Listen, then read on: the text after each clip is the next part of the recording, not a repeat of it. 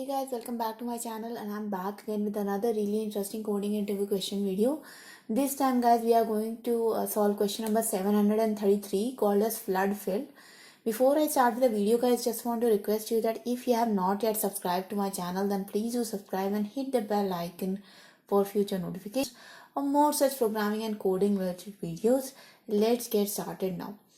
So basically guys, you can see on the screen here there is an image which is given to us. So it's basically a matrix and this matrix is having certain values. Okay, so we are basically given this matrix as a image variable and then we are given two values, SR and SC. Okay, so this SR and SC are basically called as a starting point in this matrix.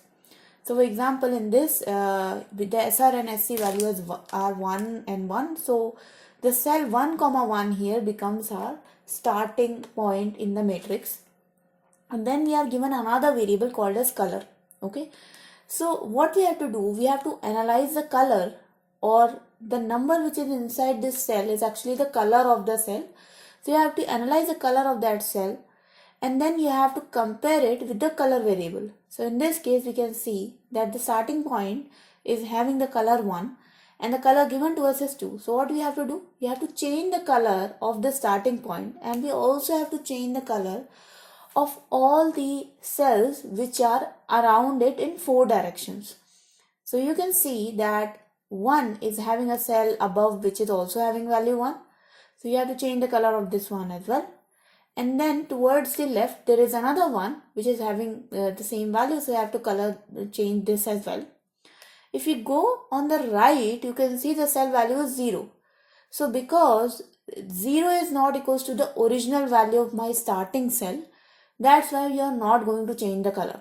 So you only going to change the color of the 4 directional cells if their value actually matches the starting cell.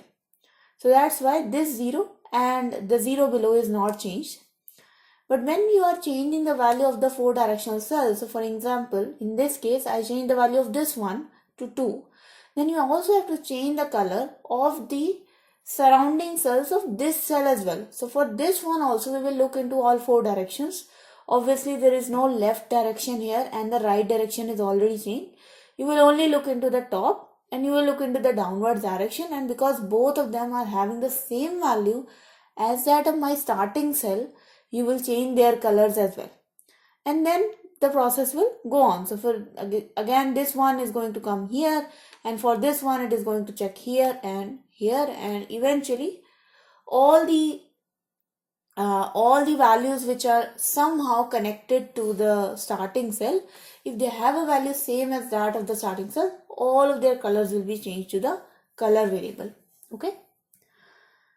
In another example here, you can see that the SR and SC value are 0, 0. So we are starting from 0, 0. The color which is given to us is 0.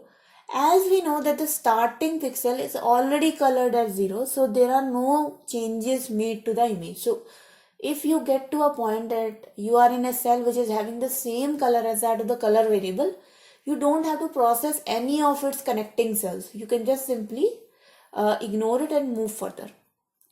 The constraints are pretty straightforward. The image length, that means the matrix length, goes from 1 to 50. So that means m cross n matrix, and in which m and n both lie between 1 to 50. The image value, that means the cell color values, go from 0 to 2 into 10 to the power 16. And the m and n values obviously range from 0 to m and 0 to n. Okay, that means the starting point and starting row and starting column value. So that was the problem statement guys, and I hope this problem statement is clear to you. Now let's jump to the solution part of it. So how are we going to solve this problem? We are going to solve this problem by the method of depth first search. So what we are going to do is we are going to take one cell, that means our starting cells initially, and then we are going to do a depth first search of all its connecting cells. And when we will do a connecting cell, we will again do a depth first search of its own connecting cells recursively. And that is how in the end we will be given a image matrix which will be completely transformed with new colors. Okay. So let's jump to writing our recursive function first. So our recursive function is going to have the similar signature of that of our main function, except that it is going to be private, and with image sr, sc and new color values, we will also introduce another variable which is called as number, okay, or let's say initial number or initial color. This initial color or this init color value is going to be the value of my starting cell, which we have to compare. Let me remove this comment now. So now that we know it's a recursive function, the first thing to write in recursive function is a base condition. So we have got couple of base conditions here. The first thing is that my starting row and my starting column should be valid row and column values. So obviously they cannot be less than 0. Column also cannot be less than 0. The row cannot exceed or be equals to the image matrix total rows, image matrix dot length, and the columns cannot be greater than or equal to the number of columns length. So image 0 dot length, these are the total number of columns of my image matrix.